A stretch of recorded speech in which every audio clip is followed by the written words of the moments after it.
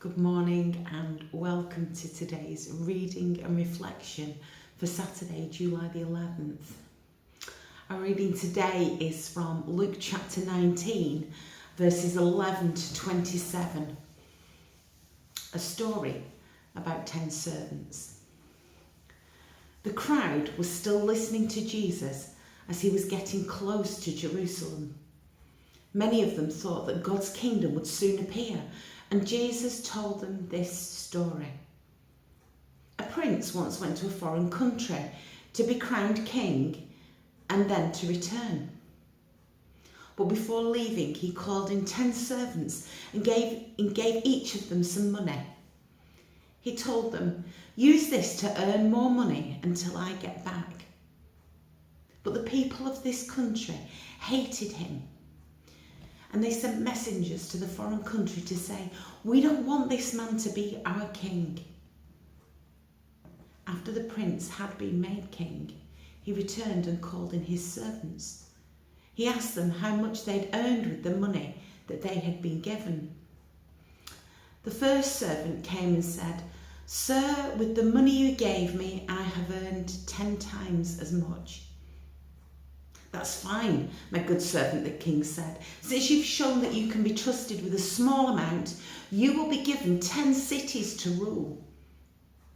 The second one came and said, "Sir, with the money you gave me, I earned 5 times as much." The king said, "You will be given 5 cities. Another servant came and said, "Sir, here is your money. I kept it safe in a handkerchief. You are a hard man, and I was afraid of you. You take what isn't yours, and you harvest crops you didn't plant." "You worthless servant," the king told him, "you have condemned yourself by what you have just said. You knew that I am a hard man, taking what isn't mine and harvesting what I have not planted. Why didn't you put my money in the bank? On my return, I could have had the money together with interest."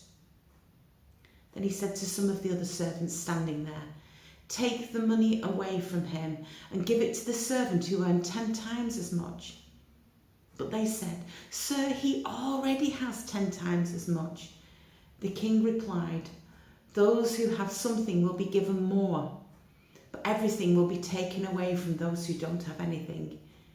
Now bring me the enemies who didn't want me to be their king, and kill them while I watch." You had one job. It's one of the most commonly seen memes across social media, usually used when ridiculing the actions of another person. And as far as I can discover, the earliest known mention of the phrase can be heard in a scene from the 2001 heist film Ocean's 11. The character Bashatar is criticising his team for missing a step that single-handedly leads to the failure of an otherwise well-planned vault heist. When we read or we hear of the parables that Jesus told, some of them seem easier than others to make them understand. We hear them as individual stories, as we've done today, and we can find that makes them hard to understand because of the context is missing. And the context in which this story is told is that yesterday we heard the story of Zacchaeus, who was a tax collector. Today, the setting hasn't changed. And immediately after this passage, Jesus is heading towards Jerusalem, where the crowds will proclaim him as their king, a story that we associate with Palm Sunday. There are some similarities in this story, this parable, with the parable of the talents that's found in Matthew's Gospel. The slaves are explicitly instructed to use their pounds for business purposes. The third slave is disobedient, not just lazy. The third slave is not harmed for his disobedience, but is kept from ruling. He's kept from what that purpose was. But according to the law of Moses, the Jews were forbidden to collect interest. Now, this nobleman, this prince, isn't the most popular man. He shows the ways in which people consolidate their power, seek outrageous profits, and eliminate their opposition. And actually, in this parable, it contrasts Jesus' authority with human authorities and could be seen to illustrate greed and resistance. And that's what some commentaries state, that this parable makes it clear that we are responsible to work for God's purposes and goals, while others say that it's the massive profits that are made by the two other servants that highlight corrupt practices, that highlight the third slave being reluctant to join in with that the nobleman simply wanted more power, regardless of the methods. I don't really agree with those suggestions. I think it's actually an example of how people are told directly what to do and how they're expected to do it. And for three of them, this purpose for them was to invest some money. The specific task that they were given is also a reminder that we're all given specific tasks to do. Jesus calls each one of us to a specific role, our vocation in life. And the minute we acknowledge Jesus as our Lord of life means that we're working towards his purposes, whatever field of work we do, and wherever he calls us to do it.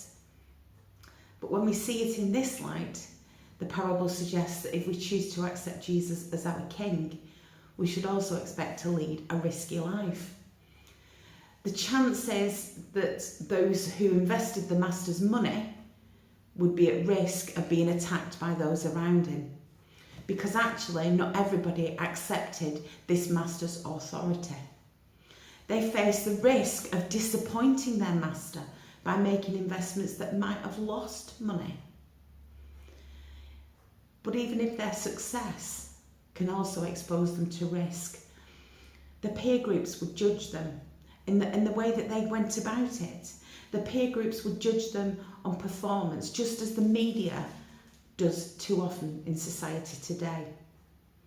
And never cease to be astonished by how 1 minute the media will herald a football manager as the best thing ever for that team, for that country.